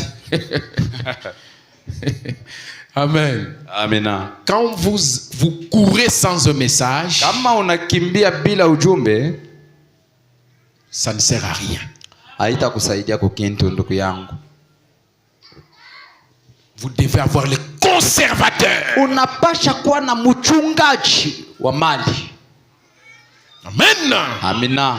Et notre conservateur, Na mchungaji wetu wa mali, vous savez, dans les boîtes de conserve, mnajua muile ma boîte de conserve ama ma sardine. ma sardine, il y a un produit qu'on met là-bas pour conserver, pour que ça ne pourrisse pas. Munakuwaka dawa ile banawekaka njoo kusema ke bishioze. Mais cela a un délai d'expiration. Na ile iko na dele ile bitaribika. Aina vile. Amen. Shibanikala basha kuandika kule chini délai d'expiration. Date d'expiration. Kuandika date de péremption. Mais Jésus, Lakini Yesu n'a pas de date d'expiration. yeye shina na date d'expiration. Amen. Si tu veux Amen. conserver ta richesse Kama unapenda chungilia mali yako jusqu'à la 2e, 3e, 4e, 5e, 1000e génération, na pale utakufa batoto bankana na banka nunui na banka nunui na bengine, et Jésus avec toi, wewe na Yesu pamoja, et transmets Jésus à tes enfants. na ubambukizie Yesu uzao yako, Enseigne-les à servir Dieu. na baadhi ubafundisha kutumikia Mungu. Colgate continue à fonctionner jusqu'aujourd'hui et il est milliardaire. Colgate yako natumika mpaka na leo uko milliardaire. Pourquoi? Kwa nini? Parce qu'il a pris Jésus comme son associé. Kwa sababu alichukua Yesu sa associé wake Dans son entreprise, entreprise yake, il payait sa dîme. na alikuwa analipa chekumi, Il soutenait l'œuvre missionnaire. alikuwa anasaidia kazi ya missionnaire, Et c'est pourquoi son entreprise continue jusqu'à ce jour. na njoo kwa maana entreprise yake iko naendelea mpaka na leo. Ses enfants et les enfants de ses enfants Batoto na batoto ya batoto yake continueront à jouir de cette bénédiction. bataendelea mkufurahia na ile baraka. Branham dit, Brahma asema, si vous avez un meilleur héritage à laisser à vos enfants, kama uko na urithi mzuri utachia batoto, laissez-leur Jésus. ubachie Yesu. Jésus est le meilleur conservateur. Yesu ni mchungaji mkubwa. Comment posséder Namna gani kupata et conserver la Na- bénédiction financière? kuchungilia uchumi wa ama baraka ya mikono. Utaona Mungu anamufere goûter tout ka bénédiction tout ka loko. Tu verras seulement quelqu'un, Dieu lui donne une petite bénédiction. Ashishiki etena. L'homme devient orgueilleux. Ashishiki etena. Il devient je connais tout. Mais vous êtes malheureux. Le même ministère qui a prié pour toi peut encore te ravir cette bénédiction. Il suffit que tu puisses l'attrister. Il n'a même pas besoin de prononcer la parole. Parce que Dieu lui-même, il regarde, il voit que l'objectif même pour lequel j'avais donné cet argent à cette personne, ça ne s'accomplit plus. Frère Branham dit, mais alors, il dit, c'est alors qu'il s'est tourné, prenait l'arche ainsi de suite, le faisait sortir, chanter des cantiques, offrir des sacrifices. Mais alors, lorsque Dieu les bénissait et que tous leurs besoins étaient comblés, où est-ce qu'on était, papa? Vous enlevez tout le temps les citations. Hein? Réfléchissons, on voit. Oui, mais où est-ce qu'on était? Soulignez un peu là où on était, pour nous permettre de gagner le temps. Donc, allons-y. Il semble tout simplement que c'est la tendance des êtres humains Jo inaonekana kama ni mwikario ya bantu hapa dunia de devoir être poussé de force dans quelque chose. na ya kusema banapasha kufukuziwa kufanya tu kwa nguvu kitu fulani. Donc, weye ni paka bana kupousser. Manake weye il faut seulement te pousser. Et si vous voulez toujours être poussé pour faire quelque chose, huko muntu wa paka bakusukuma njoo kusema ulete paka bapike mikono nguvu sana njoo ulete. Rassurez-vous, Dieu a beaucoup de moyens pour vous pousser. Ujue ya kama Mungu yuko na namna ya mingi sana njoo yeye kubeba. Le prophète dit, Nabii anasema être poussé à adorer le Seigneur. Kusukuma njoo upate kuabudu Bwana. Si nous pouvions nous asseoir ce soir et réfléchir. Kama tunaweza kuikala hii magharibi na kuwazia Qu'y a-t-il de plus grand que la vie éternelle? Kuko nini ya nguvu kushindia uzima wa milele? Dites-moi quel prix vous pourriez payer pour la vie éternelle. Munionyeshe ni bei ngapi mtalipa njoo uzima wa milele? Est-ce que vous connaissez le prix de la vie éternelle? Eti mnajua bei ya uzima wa milele? Quelqu'un peut me dire ici combien de millions coûte la vie éternelle? Mtu mmoja anaweza kunionyesha mamilioni ngapi iko tu njoo uzima wa milele? Si ce soir vous étiez mourant, kama hii magharibi ulikuwa nakufa avec 100 milliards de dollars dans votre poche, na milioni ya madolari mfuko yako, cela ne pourrait pas valoir la vie éternelle. Ile haikupashe kuwa na bei ya uzima wa milele. Vous ne pouvez pas l'acheter. Hamwezi kuuza uzima wa milele. Écoutez maintenant la déclaration cible. Sikia sasa ile tamko inafuatia. Frère Branham me dit, ndugu Branham anasema l'argent, makuta, c'est de la souillure aux yeux de Dieu. Inakuwa ni uchafu mbele ya Mungu s'il n'est pas utilisé pour son royaume, kama haitumiwe juu ya faida ya taifa yake, ou pour une cause juste, au juu ya mambo moya ya sawa. Kama unapenda makuta yako iendelee, si tu veux que ton argent prospère, il faut utiliser cet argent-là vizuri utumie hiyo franga pour le royaume de Dieu juu ya ufalme wa mbingu, et pour une bonne cause juste, au juu ya kifukuzio kimoya kia sawa. Sinon, kama ina vile, c'est de la souillure aux yeux de Dieu. Franga yako itakuwa ni buchafu mbele ya Mungu. Et une souillure devant Dieu, c'est Dieu lui-même qui va se charger d'enlever ça. Na uchafu kumecho ya Mungu, Mungu yeye mwenyewe atahangaika namna gani atatosha buchafu. Ndio shida yako bora. Je peux entendre un amen? Amina. Maintenant écoutez une autre bombe. Sasa msikie tena bombe nyingine. Le prophète dit, Nabii anasema, dans la voie à laquelle Dieu a pourvu pour la guérison. Katika njia ambapo Mungu alitayarisha njia uponyaji. 19 juillet 1954. 19 juillet 1954. Au paragraphe 50. Nukta yake 15. Oh, j'aurais voulu prêcher l'évangile maintenant pendant 5 minutes. Mimi nasikia ni ubiri injili sasa hata dakika 5. Ne soyez pas distraits. Musibakie benye kulenga. Parce que je vois le diable là jeter un petit vent de distraction. Shetani anatupa moka distraction. Ne soyez pas distraits. Msikie. Frère Branham dit. Il dit, c'est ce qui arrive dans l'église. Lorsqu'on trouve quelqu'un, c'est ce que les gens soient attentifs. Je crois que ça pénètre parce qu'il est faible. Le prophète dit, lorsqu'on trouve quelqu'un qui travaille pour contribuer à la bonne marche de l'église, frère Branham me dit, quelqu'un qui a failli et qui s'est retiré, qui est devenu indifférent, c'est un cancer dans l'église. Maman.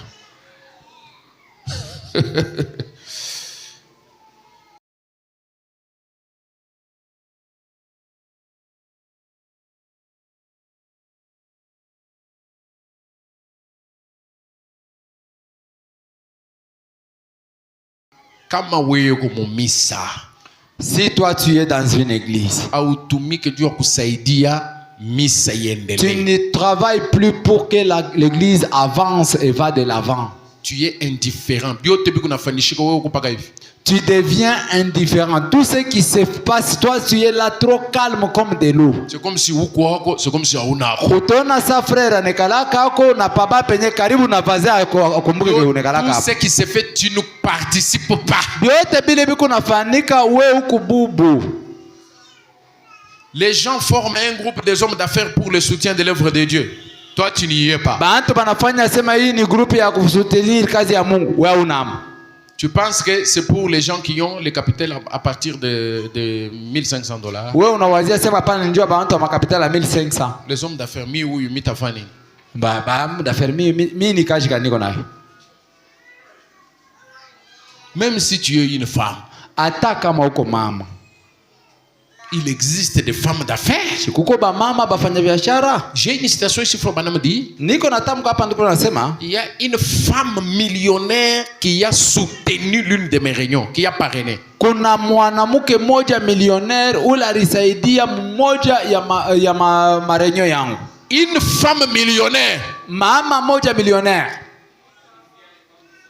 J'ai dit une femme millionnaire. Mimi nasema mama millionnaire. Vous n'avez pas, vous les sœurs du message, vous n'avez pas la vision de devenir millionnaire.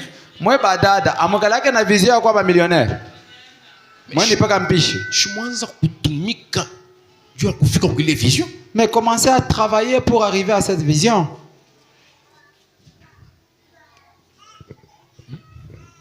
Travaillez pour y arriver. Faites quelque chose pour y arriver. Soyez intelligent, sage. Mkuwe na akili na hekima. Organisez-vous. Na mujitayarishe. Amen. Amina. Créez de petites activités. Na mufanye kwa biashara moja hivi. Avec l'objectif de soutenir à l'avancement du royaume. Na kifukuzio ya kusaidia kazi ama ufalme wa mbingu uende kumbele. Parce que tous les communistes achitumi que Dieu a contribué à l'évolution ya misa. Pour le monde tout frère Branham anasema ni nini? Cancer. Parce que quelqu'un qui est dans l'église et qui ne travaille pas pour que l'église avance et va de l'avant, frère Branham dit que cet homme-là c'est le cancer. Unyambia sasa cancer banafanyaka nayo nini? Maintenant dites-moi, le cancer on fait avec quoi? Banaikataka. Cancer on rompt ça. Nakata, on ampute ces membres-là.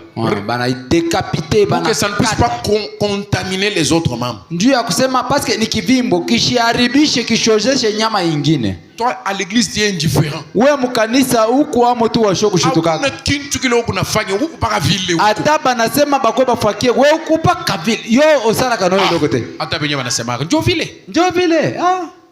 Si tu es comme ça ce soir, kama uko vile hii magharibi, décide-toi ce soir à changer votre position. Chukua mpango hii magharibi ubadilishe msimamo wako. Parce que le cancer se propage. Ndio cancer inazambalalaka. D'ailleurs, Frère Branham explique ça. Na ndugu Rameko anasema hapa. Il dit, c'est un démon qui est dans cette personne-là. Ni demona ule kondani ya ule muntu. Non, je veux que nous puissions relire ça tous ensemble. Mimi napenda tuisomulule tu tuishikie mzuri. Lisons. Tusome. Remontez. Quand vous avez quelqu'un. Quelqu'un qui. Quand vous avez. Non, remontez. Quelqu'un qui ne contribue pas. Allons-y. Tuanzeni. Lorsqu'on trouve quelqu'un qui ne travaille pas pour contribuer à la bonne marche de l'église, quelqu'un qui a failli et qui s'est retiré, qui est devenu indifférent, c'est un cancer dans l'église. C'est un démon qui est dans cette personne-là.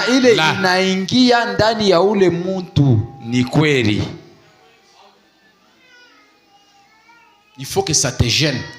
Ni vizuri ikufanye mubaya uanze kujiangalia na mimi niko cancer. Il explique comment le cancer est en train de ronger le corps. Anaanza kuonesha namna kani cancer iko naribisha mwili. Et tu ne le sais pas. Na haujui. 15 août 1965. Ya 15 août 1960. 65. Paragraphe 19. 65 nukta yake 19. Frère Branham dit. Doko anasema Ça commence avec quand? Quand un pasteur... Oui, 19.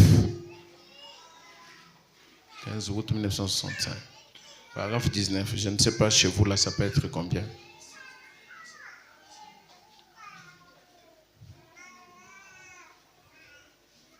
Là, vous êtes en train de descendre.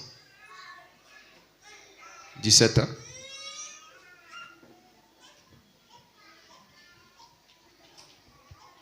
Non.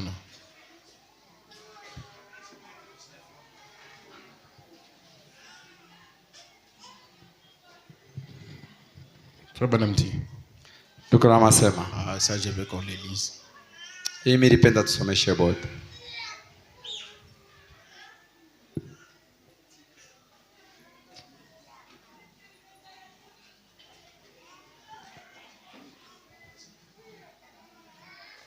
Trouvez la traduction Shekinah, je crois que c'est celle que vous avez là-bas. Le vendredi, on aura déjà l'ordinateur.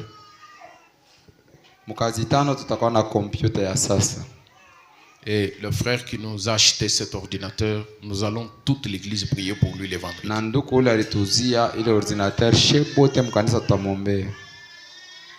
Amen. Je lis, hein? Ok. Frère Branham dit. Combien? 27, hein? Ok. Ça, je veux que vous-même vous puissiez lire. Angalia 27 mpaka mwa ile mahubiri ulikuwa paragraphe 27. Ça va? Hein?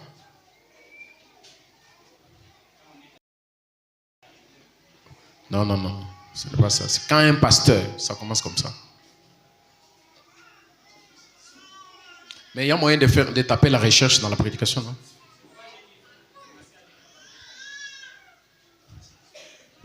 Ouais?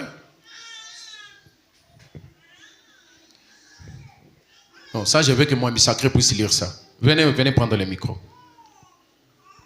Ça, je ne veux pas lire moi seul. Donnez le micro.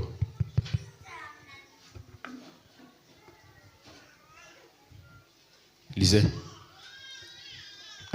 Vous en avez là-bas. Ici, c'est la de la voix de Dieu. Ça, c'est la voix de Dieu, hein? Oui, apparemment, c'est la voix de Dieu. 19. Oui. Et tu ne le sais pas du 15 août 65. Suivez. Quand un pasteur est satisfait, wakati pastori anatosheka, les gens sont satisfaits, na watu wametosheka pia, ça fait vraiment une bonne assemblée. Inafanya kweli kusanyiko mzuri kabisa. Et alors Dieu est satisfait. Na basi Mungu naye ametosheka. Vous dites amen, hein? Amen. Dites quand même amen. Museme kwa amen ya mzuri. Est-ce que c'est moi qui ai dit ça? Est-ce que ni mimi ndio nilisema vile? Est-ce que c'est moi qui ai dit ça? Eti ni mimi ndio nilisema? C'est sorti de la bouche de qui? Inatoka mwingine na nani? Ya frère Branham. Ya ndugu Branham. Quand frère Branham parle, c'est Dieu qui parle. Wakati ndugu Branham anasema, ni Mungu ndio anasema. Quand OK. Yuko ku tableau, hein? Muntu yote konelionea. Allons-y.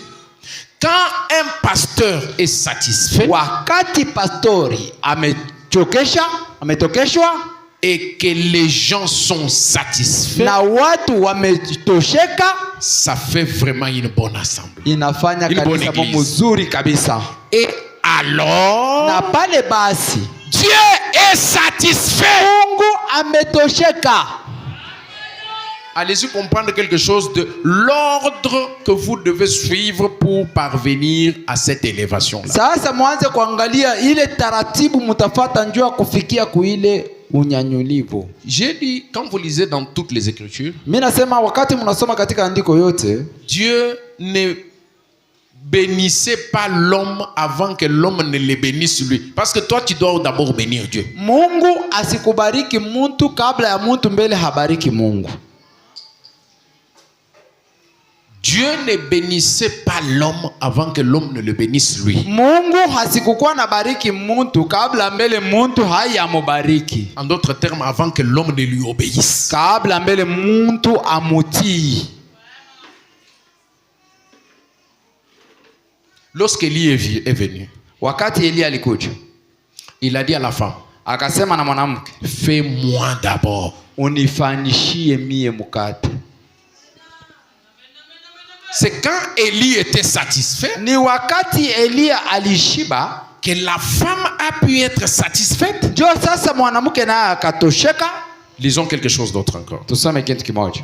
Pourquoi? Prêcher le 22 juin 1962. Jua nini yenye kubiliwa mwa ile tarehe? Paragraphe 47. Nukta yake 47. Frère Branham dit, Ndugu Branham asema hivi,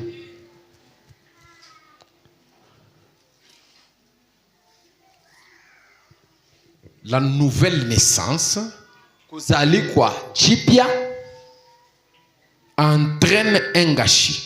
Iko naleta kushindwa ama kuanguka, mais lakini elle produit une nouvelle vie. Iko naleta uzima mpya. C'est vrai. Ni kweli. Une plante, muti, n'importe quoi, aizuru nini, une semence ama mbego doit pourrir pour produire une nouvelle vie. Inapaswa kuanzia hapo kuoza njoo ile uzima mpya ionekane. Un pécheur doit mourir et pourrir à ses propres idées. Mutenda zambi anapaswa kuoza na kufa kuile mawazo yake mubaya. Sa propre vie na uzima wake doit pourrir, inapaswa kuoza afin que la nouvelle vie puisse croître à partir de cela. Ili uzima mpya ipate kulamuka kupitia ile. C'est un gâchis, inakuwa ni viozo, mais c'est glorieux. Lakini ya mastajabu. Gâchis, c'est un glorieux gâchis. Inakuwa ni viozo lakini ya maana. Cela produit une nouvelle vie. Na ile iko natoa uzima mpya. C'est dont l'église a besoin.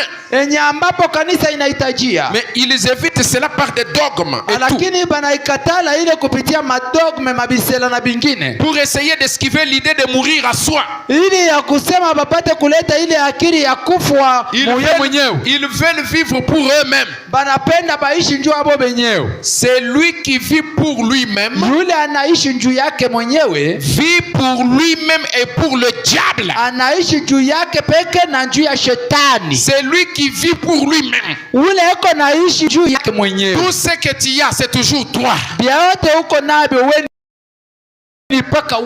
Tout ce que tu obtiens, c'est toujours pour toi. Toujours pour ta propre maison. Tu vis pour toi-même. Non, c'est ma propre vie. C'est l'héritage de mes enfants. Ça me concerne moi. Non, ça c'est ma vie privée. Tu vis pour toi-même et pour le diable. C'est lui qui se renie retrouvera sa vie en Christ. Il sera une nouvelle créature. Le mieux à faire, c'est de vivre pour les autres. Notre espoir repose en Dieu. Ça, je ne vous ai pas donné. 29 septembre 1951. 29 septembre 1951. Au paragraphe 5.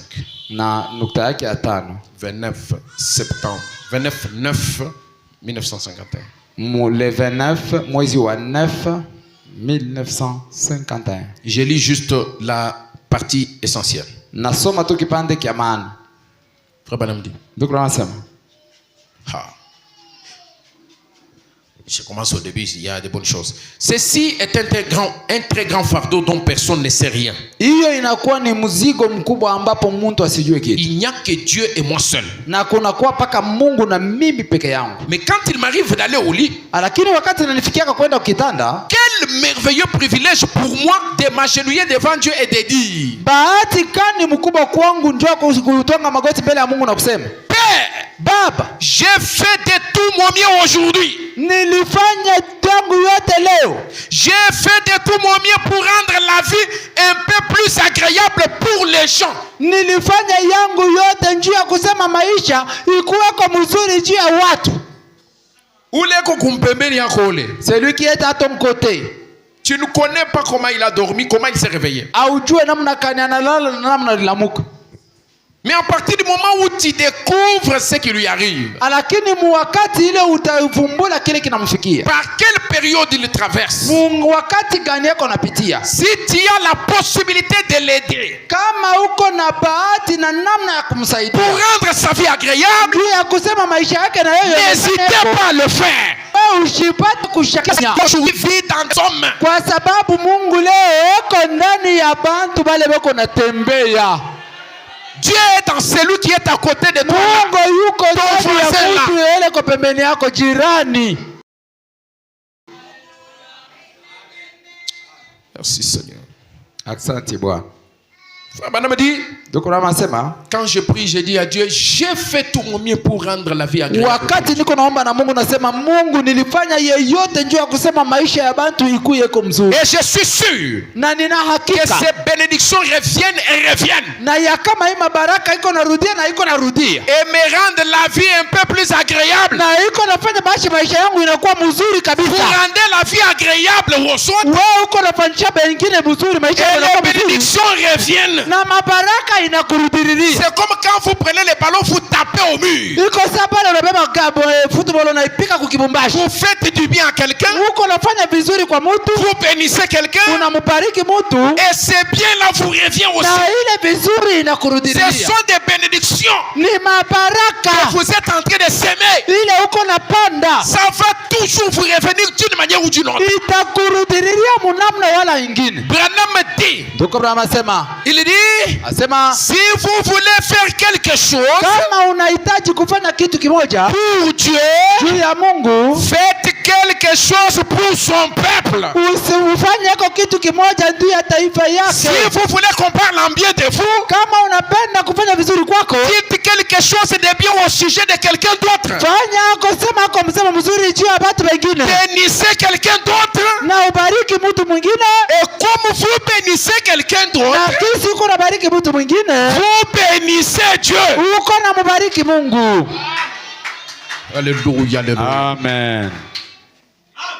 Nous devons former un groupe, un bon groupe. Tunapasha kutunga kunji mzuri. Branham anasema, si le pasteur est satisfait, kama pastori ametoshekwa, les gens sont satisfaits, watu wametosheka, nous formons un groupe agréable. Sisi wote tunafanya kundi ya mastajabu, kanisa ya mastajabu. Alléluia. Amina. Une église où l'amour règne. Kanisa ambapo agapao mapendo yupo. Quand le Dieu du ciel a aimé, na wakati Mungu wa mbingu alipenda, il a donné. Alitoa. L'amour, mapendo, se manifeste inaonekanishwa en donnant. Mukutoa. Qu'est-ce que vous avez déjà donné à quelqu'un d'autre pour rendre sa vie agréable? Unaisha kupachiaka kwa mtu nini njoo kusema maisha yake na ionekane. Même si vous n'avez pas hata kama una nabyo vya kuyala ndani na nje, donnez-lui même de l'eau à boire. Umupatie kwa tamai ya kunywa. Si vous n'êtes pas là où vous pouvez lui donner de l'eau à boire, kama una hata pale pale kumpatia mai ya kunywa, donnez-lui même une bonne salutation chaude. Tatu msalama moja ya nguvu kabisa, qu'il sente que vous l'aimez. Ashikia kama unampendaka. Donnez-lui le sourire. Na umupeko kicheko midomoni. Faites quelque chose de bien.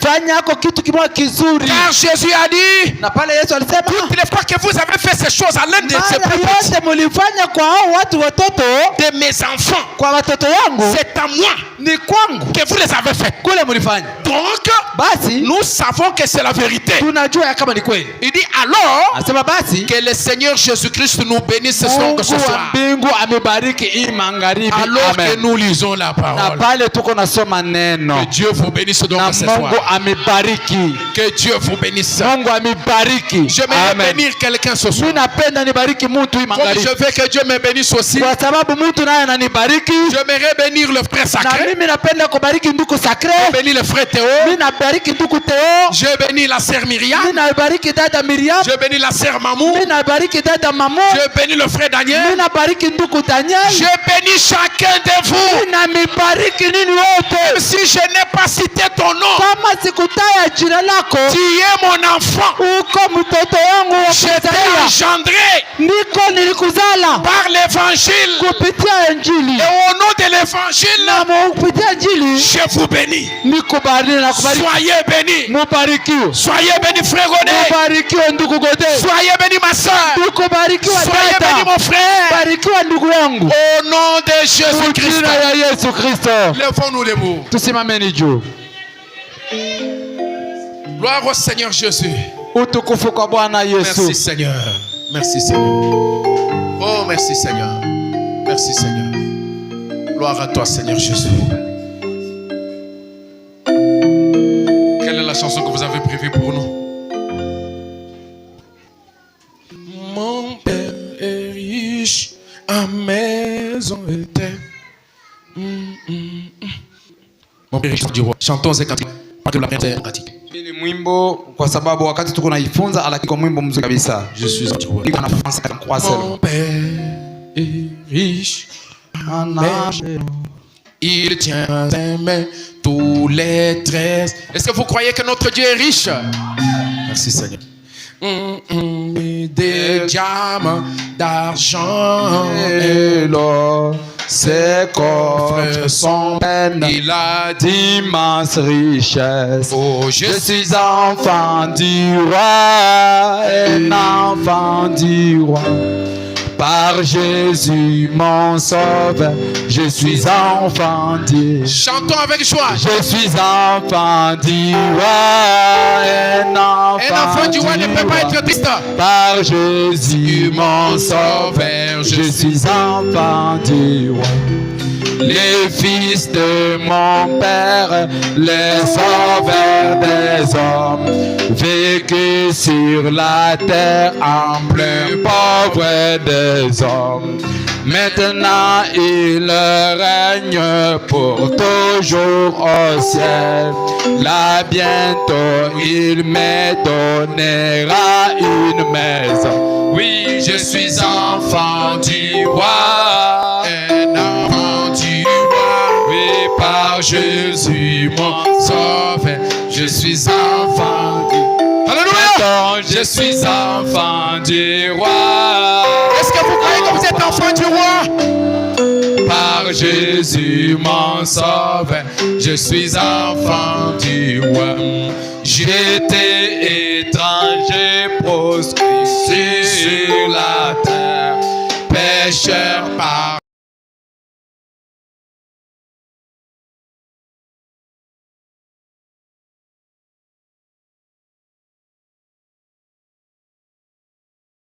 Nature étranger de naissance, mais je suis adopté et mon nom inscrit, héritier d'un roi, le palais d'une couronne. Oui, je suis enfant du roi, Un enfant du roi. oui, par Jésus mon sauveur, je suis enfant du roi. Chantons, je suis enfant du roi, un enfant du roi. Oui, par Jésus mon sauveur, je suis enfant du roi. Il t'entoure à Banne, pourquoi m'en soucier? On édifie pour moi un palais là-bas. Bien qu'étant étranger, je chante encore. Toute gloire à Dieu, je suis enfant du roi. Oh oui, je suis enfant du roi. Un enfant du roi. Oui, par Jésus mon sauveur, je suis enfant. Chantons, je suis enfant du roi. Un enfant du roi. Oh oui, par Jésus mon sauveur.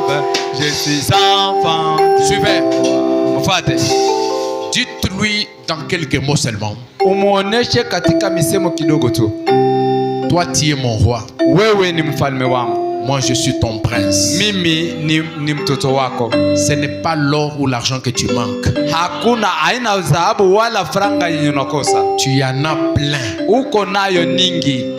Donne-moi Unipatie et donne-moi la facilité de concevoir. Unipatie na unisaidie namna gani ya kuchungia uchumi. Pour que je ne l'obtienne pas pour une courte durée. Ile nisipate tu juu ya wakati kidogo. Je ne veux pas une flash de bénédiction. Sipende mwanga tu wa baraka. Alléluia. Amen. Mais je veux une bénédiction. Lakini nahitaji baraka. La Bible dit, na Biblia nasema, c'est la bénédiction de l'Éternel qui enrichit. Ni baraka ya wa milele inatajirisha. Et elle ne se fait accompagner d'aucun chagrin. Na haikushindikizwake na ole hata moja. S'il existe des millionnaires véritablement chrétiens, kama kuna ba millionnaire ba kweli kweli ba Kristo, je vais être parmi ces gens. Nataka niwe mmoja wale watu. Moi, je vais être un millionnaire chrétien. Nataka niwe millionnaire chrétien. S'il y a des millionnaires païens, kama kuna ba millionnaire ba pagano, il y a aussi des millionnaires chrétiens. Uko pia ba millionnaire ba Kristo. Et je veux que tu sois le conservateur de mes millions. Na ninapenda ukuwe mchungaji wa uchumi ya mamilioni yangu. Je te prends comme mon associé. Ninakuchukua kama ule tunatumikia naye pamoja. Je suis disposé à te servir avec mon argent. Niko tayari kukutumikia na pesa zangu. Pas demain. Hapana kesho. Pas quand tu vas me donner des millions. Hapana wakati utanipa mamilioni. Mais avec les milliers que j'ai. Lakini na hii niko nayo. Avec les centaines que j'ai. Na tule tumasa niko nayo. Je suis disposé à te servir avec. Niko tayari nikutumikia pamoja. Pour que ça ne soit pas de la souillure devant toi. Ndio isipate kuwa uchafu kwa macho yako. Parle-lui maintenant. Sema na Mungu sasa. Dans quelques mots. Mumi sema kidogo.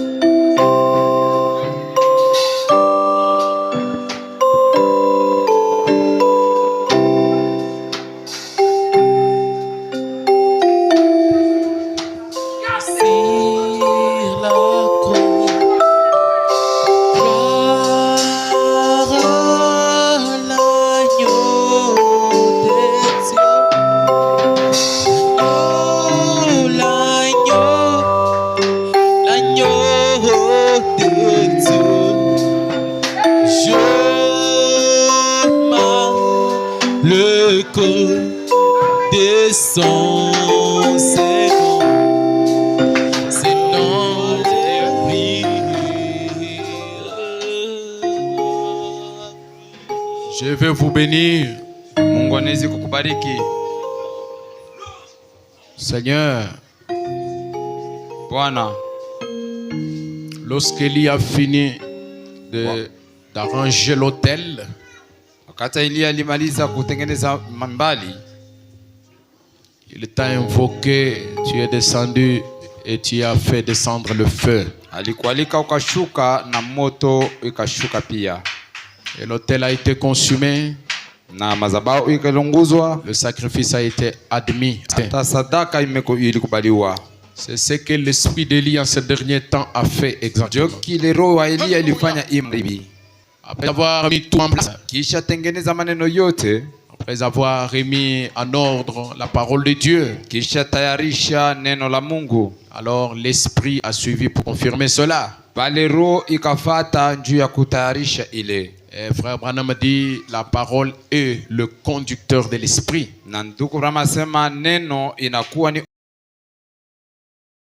ongozi wa roho. Si nous prêchons sur une chose, l'esprit descendra pour accomplir les choses conformément à ce que nous avons prêché. Tunahubiri kitu, roho itashuka pa ile kitu njoo ya kusema ipate kutimilika. Tu vois la direction dans laquelle j'ai amené les choses. Naangalia namna gani ngambo nilipeleka maneno. Tu vois mon cœur, la Naona moyo sincérité wangu. que j'ai dans mon cœur. Na uhaki unakuwa ndani ya moyo wangu. Tu vois mon objectif que j'ai Unaona dans mon kifukuzio cœur. yangu niko nayo. Tu vois, Seigneur, l'honnêteté que j'exprime devant toi Unaona hata utawa ninao mbele yako en disant ces choses. kusema hii maneno. Seigneur, je veux que tu puisses nous aider Bwana nataka upate kutusaidia pour que nous puissions être en mesure de conserver ce que nous donne. ili tuwe na maeneo ya kuchungia kenye wewe unatupa. Et Seigneur Jésus, je confirme que tu nous l'as déjà donné. Na Bwana Yesu nahakikisha kama umekwisha tupa. Il n'y a plus de doute à cela.